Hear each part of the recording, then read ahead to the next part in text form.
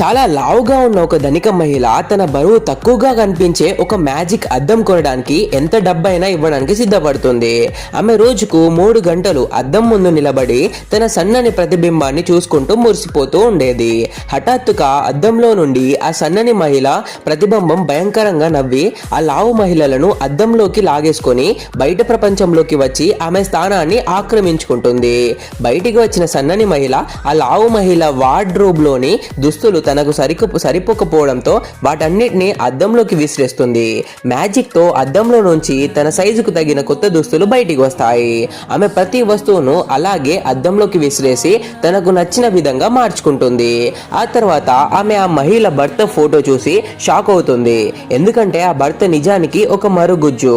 ఆమెకు నచ్చక ఆ భర్త ఫోటోను కూడా అద్దంలోకి విసిరేస్తుంది. దానికి బదులుగా అందులో నుంచి ఒక హ్యాండ్సమ్ పర్సన్ భర్తగా బయటికి వస్తాడు. కానీ ఈ హ్యాండ్సమ్ హస్బెండ్ ఒక మోసగాడు. అతను వెంటనే మరో బ్యూటిఫుల్ అమ్మాయిని తీసుకొని బయటికి వస్తాడు.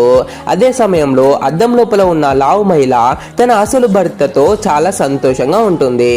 బయటి మహిళకు అసలు విషయం అర్థమై ఆ మోసగాడిని మళ్ళీ అద్దంలోకి విసిరేసి తన అసలు భర్తను బయటికి తీసుకుంటుంది.